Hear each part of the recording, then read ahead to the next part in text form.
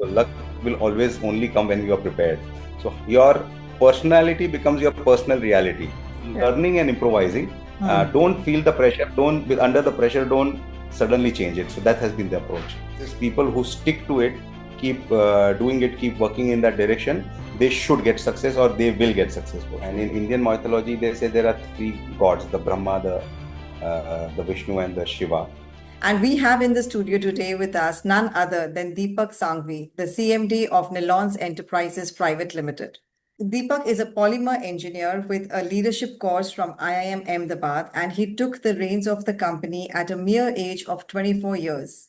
With his vision, dedication, focus, and sharp strategies, he, along with his team, led the company from rupees 8 crores to more than rupees 450 crores within a decade and a half.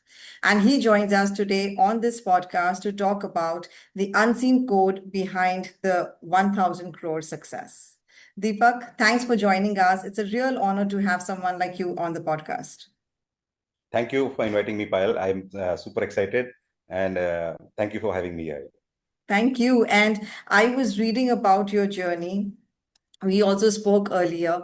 Your journey Yeah. is so inspiring, like really very inspiring. And I would like our listeners to know about your journey. From where did it start and how did you start into this? Were you always into business? Were you always a person who was having those enterprise skills? Uh, yes, Payal. So typically, I'm a Marwadi, and in India they say that Marwadi, Gujaratis, Sindhis, and Punjabis. These are four communities who are naturally inclined toward business, where Uh-huh. business is discussed on the breakfast and the dining table. So all through their childhood. So you have those learnings. So yes, I was always inclined since childhood, because I used to sit in my father's office during a Sunday on a weekend, and we typically those days also worked on weekends. So he would do phone calls across the country, me listening, and then after the calls, I had certain points that why did you say so? Why did you say such things? And so that inquisitiveness about understanding the business was there since childhood. And um, so and the journey is, my father started the business. We were basically farmers before, and from being farmers to being a businessman. So when my father was the first proper graduate in the family. So once he did his BSc agriculture, he came back, and then from there it was that how do we leverage on what he has learned. So my father and uncle, they also lost their father young. So the two of Oh, them, they said that let's the elder brother continue with the farming, and the younger brother, which is my father, should start an enterprise of doing something from the farm produce. So that's how we started, and in 1962. My journey was something similar to my father. I also lost my father young. I was 24 as a meaning as a person, and oh my we God. lost him massive cardiac arrest. So I also got young in the business, Mhm. and so it was a 40-year-old enterprise when I got in. Though the top line was only 8 crores, so he had, but there was a lot of legacy into the brand already. Okay. So what I got in my hand was a very strong legacy and a fairly acceptable brand in almost 40-45% of the country, India. So the brand was fairly known, understood, though it was not extracting the juice out of the opportunity that we had, but it was fairly available everywhere. And that's where I started. And from there, my journey to build it has been.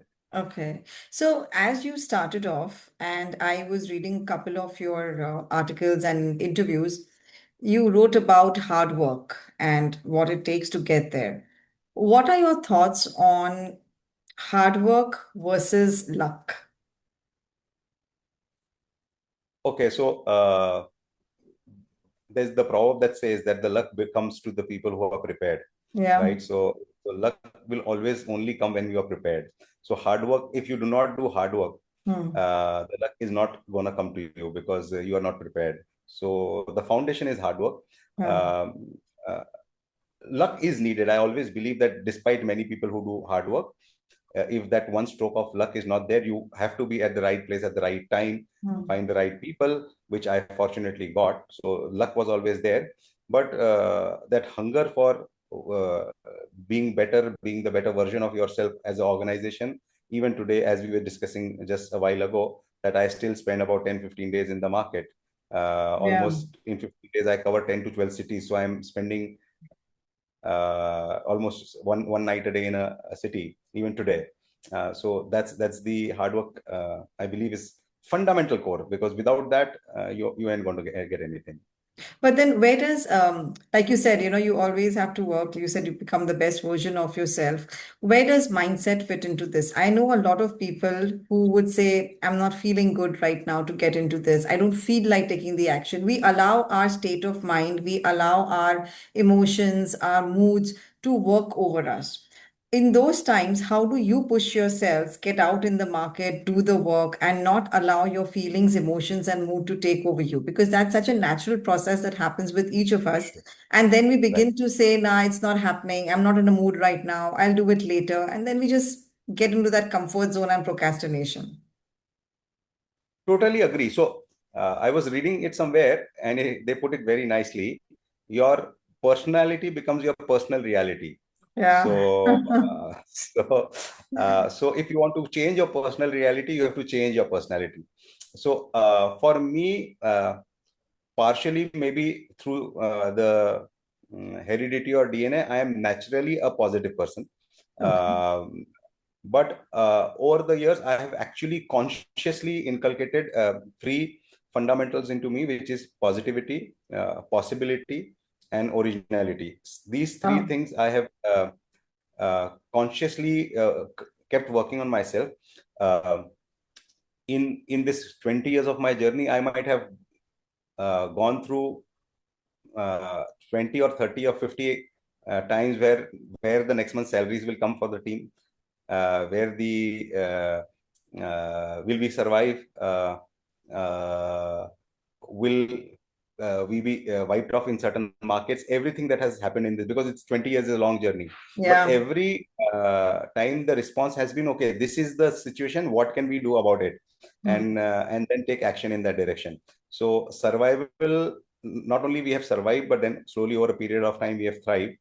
And and every next version, so every time when you want to become your next version, it is going to challenge your beliefs that got you here, because mm. what you hear, they always say, will not take you there. So Yeah. every time that so when I'm saying that we are spending, I'm spending 10-15 days myself in the market now. Mm. So what got us to 200 did not take us to 400. We got Yeah. stuck at 250 range for almost 6-7 years.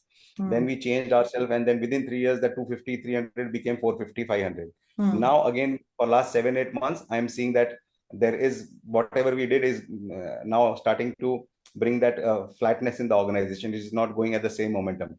So again, spending 3-4 months, 5 months, 6 months in the market, 15-20 days, and then refinding ourselves and bringing those changes.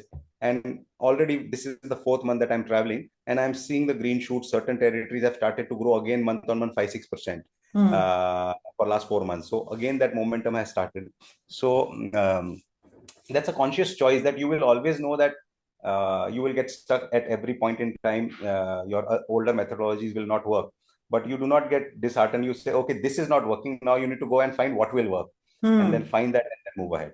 Hmm.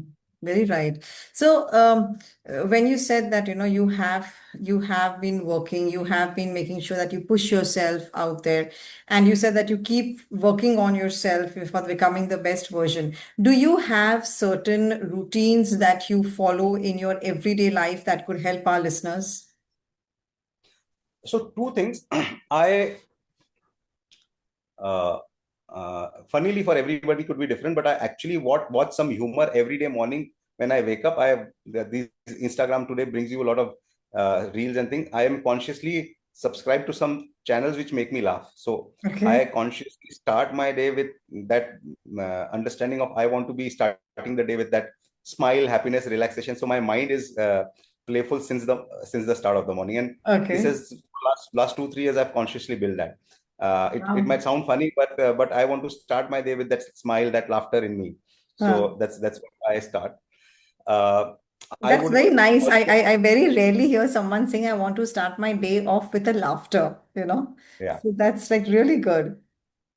because see, life is ultimately, you will, once you hit the road, you will.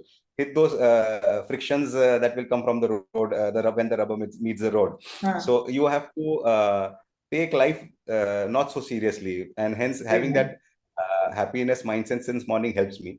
That has been a conscious choice. The second thing is I also uh, read something, and Yeah. if I find something good, I will create and narrate stories about it, and I will narrate those stories to my team. Maybe I will narrate the same story to 20, 30 people in a matter of week, and keep repeating. Two things happen with that. I also rub off those ideas, things to my team, and I also make those ideas stronger in myself. That's Hmm. one conscious choice that I have done.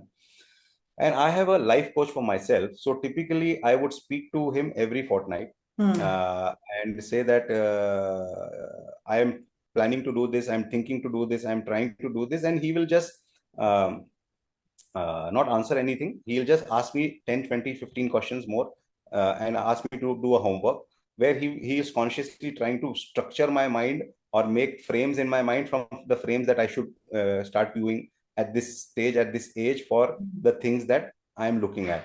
So Hmm. he creates those frames of visualization from which I should make my decision making. So That's these so are cool. some conscious part of the routine of my life. Wow, that's so nice. And like you just said, that the laughter part was like something which I really resonated. And Right, then, like you said, having someone with you who can guide you, right, train you, mentor you, I think that is so important. As an executive coach, I myself know the value of what you are saying. absolutely. So everyday business has a lot of pressure to make Right. decisions, to decide what is right, what is wrong. What are some of the ways you handle these types of pressures in your day-to-day life, especially as the business is growing and crossing boundaries?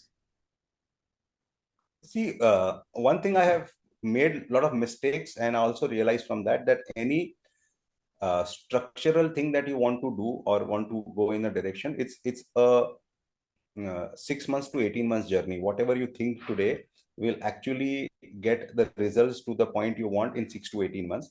And the Hmm. reason is that it's in your mind where you are at this position and you are at this experience, but Hmm. ultimately the execution is going to happen through your team, through the last mile of the people, for all of the and through lot of systematic implementation processes. Hmm. Now the gap is in that process of implementation, because if I want to bring a change in an organization where there are 800 people and 45 leaders leading them, or 60 leaders leading them, you might have 10 leaders who will understand in the month one, you will have Yeah. another 10th you might understand in the month two. Right. By the sixth month all of them would have understood, Hmm. and that's how the result is going to take time.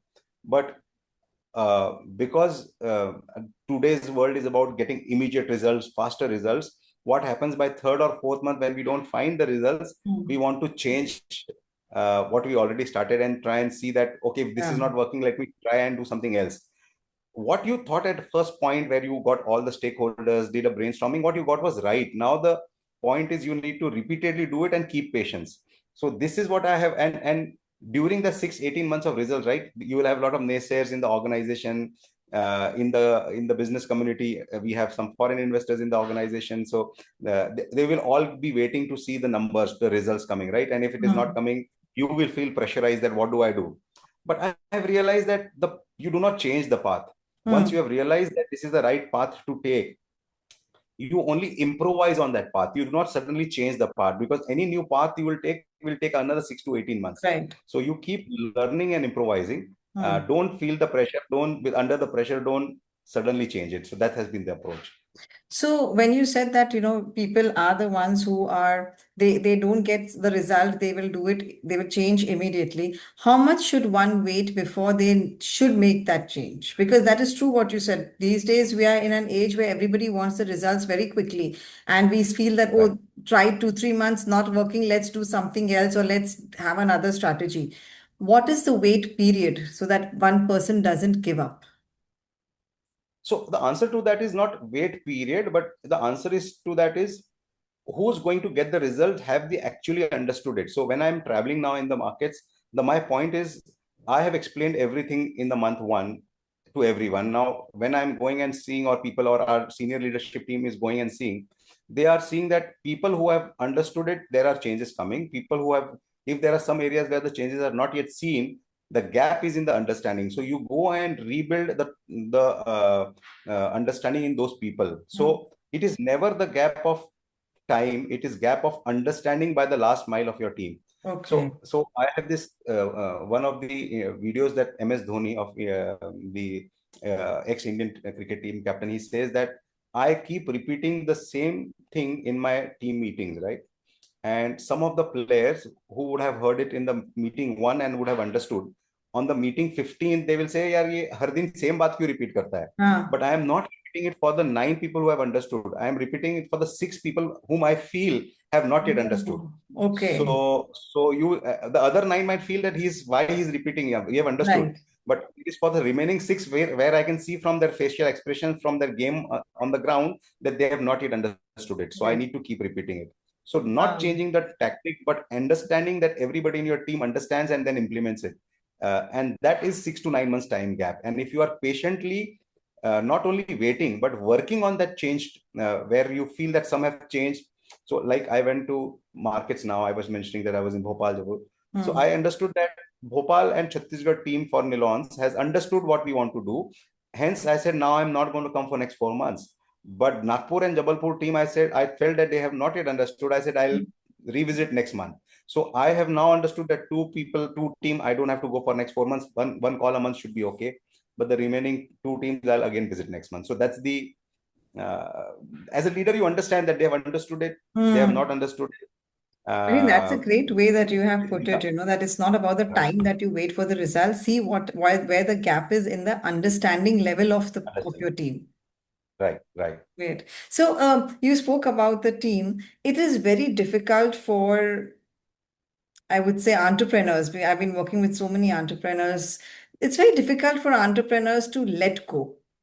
Because when we start with the mindset that we are controlling it, we are the one driving it, we make quick decisions so that we know how to move faster. But your team expands, and as your team expands, you have to delegate, and delegation becomes one of the most toughest things to do for any leader or an entrepreneur. What would be your Sure. take on that? Uh, okay, so for me, I've always looked at uh, Indian mythology on that. And in Indian mythology, they say there are three gods: the Brahma, the Vishnu, and the Shiva, who run the world, right? Hmm. Brahma is the creator of the world, and the Vishnu is the operator of the world, and Shiva is the destroyer of the world. When I see I'm the promoter, I'm the MD, my biggest role of organization is I should be Brahma, the creator, who is able to see the tomorrow, right? Who's Hmm. able to do things. And I need Vishnu's at the head of operations, head of sales, because sales operations are something which are repetitive in process. So somebody who's very strong in the repetitive nature. My CFO has to be the Shiva because he needs to keep challenging the status quo.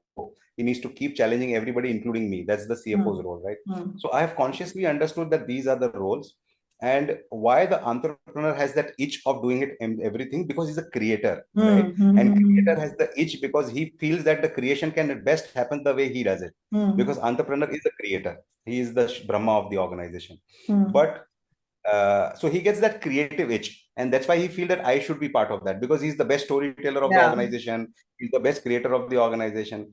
But the greatest results will come through the repetitiveness of the process where the operators are needed. Hmm.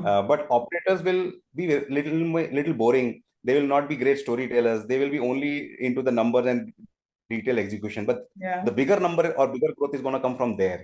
So we need to control that itch of an entrepreneur, of the creator, that I want to be the creator and sow my seeds of creation everywhere. Hmm. Uh, you need to have one big or two big creation, and then the operator who builds on it on a repeat mode is what I think it should be. Very true. I like the way you have given this analogy and connected it with with the philosophy and with the spiritual part of it.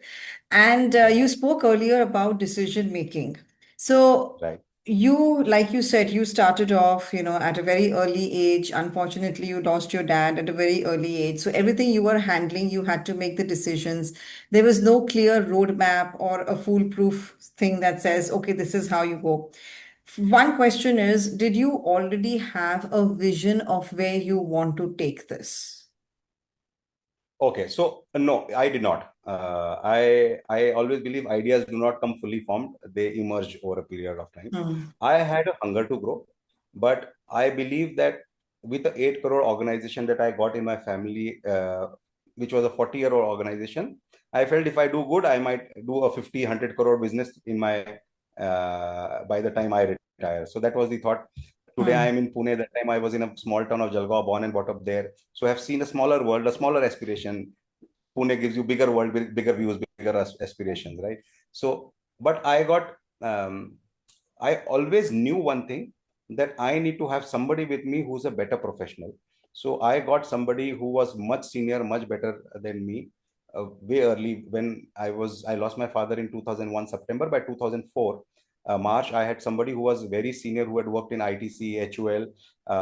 He came in the organization with a clear understanding that most of the family-run enterprises have this aspect of controlling that you were Hmm. mentioning just now. So he said, I'm only coming in the organization with one promise that you give me, that if it is your decision or my decision will get the right of moving ahead, Oh. not yours.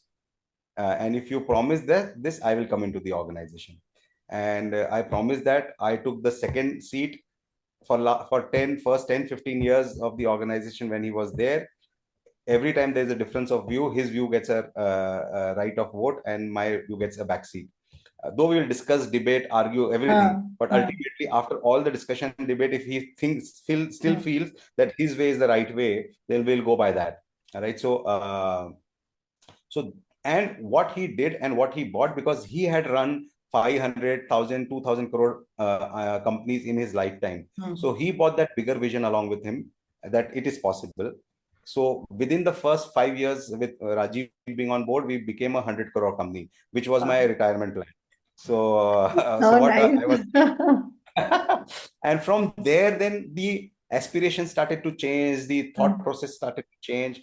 But again, I think what happens at this stage is when you suddenly grow so fast, you start to believe that Yeah. you are the controller of the destiny and you can do anything, right? And then you Hmm. also then get a reality check. Okay, what got you here is not taking you there, and then you Absolutely. recalibrate, right? So This is that's so how it has happened. awesome. Very few entrepreneurs would admit that they have to take a back seat. They are okay with their teams taking that decision, that they have hired smart teams to make that decision. And I think that Right. is one of the biggest ways that we can grow, because otherwise you're going to be stuck where you are if you're going to make all the decisions and take all, solve all the problems for your people. Right. Absolutely. I guess we are the biggest bottom. They say, Yeah, right, the bottleneck is always at the top. The true, top management is always the bottleneck. So the true. more you are out of it, you will have a better flow of water. Absolutely. And, what would be your one piece of advice to our listeners who want to also succeed the way you have? I think I have always advised only on two aspects, always in multiple places. With my experiences, that success is a long-term journey. It's not a short-term journey. And in Mm, long-term, you only require two aspects in your personality. One is growth mindset, because what you started with as a thought will keep emerging, and you will keep getting more ideas, more thought processes, more experiences. Are you ready to adapt? Are you ready to understand? Are you able to change what you did so far and do it differently? So that requires mm, growth mindset. Second, because it's a 10-year journey, you will get lots of ups but more downs, and you will feel that, can I even wake up tomorrow and go to the offices? You will mm. feel and have those many feelings. And hence the second aspect is grit. So if you don't have grit, you cannot last for 10, 15 years. So Yeah. I believe two fundamental points is growth mindsets and grit, because success is 2 year, 1 year, depends on what you define as success. But in success of the worldly terms, where you make a $100, $500, $1 million enterprise, which is a large enterprise, it's a 10 to 15-year journey. You might still have unicorns coming up every year around the world, but for Mm. every 1 lakh company, you will have one unicorn coming in, right? So many companies start.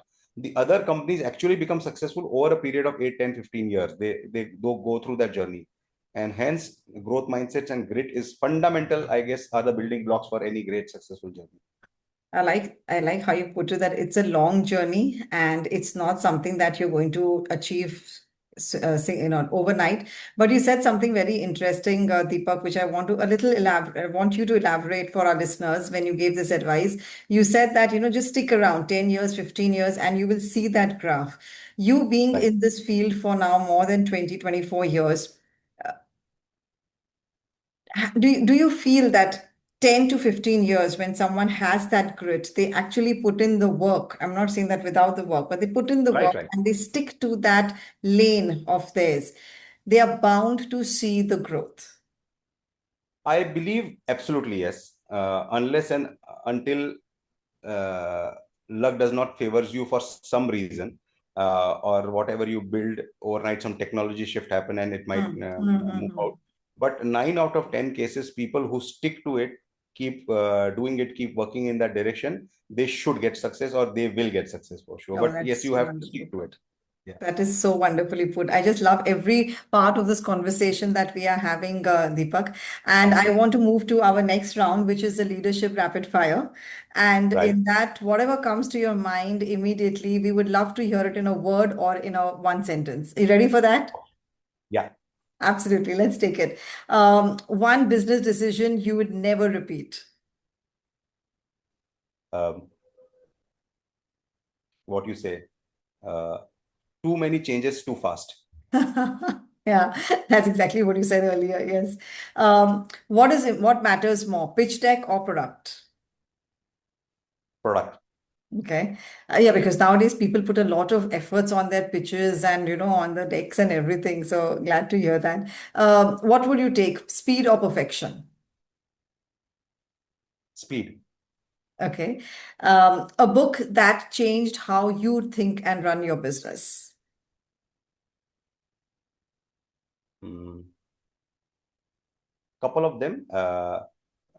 Business Sutra by Devdutt Patnaik. Then Build to Last, Jim Hmm. Collins, Yeah. and Why Leaders Eat Last by Simon Sinek. Hmm. True. I've read the last two ones that you Okay. mentioned, and it's been really nice. One mistake you are glad you made. Glad I made. Mm,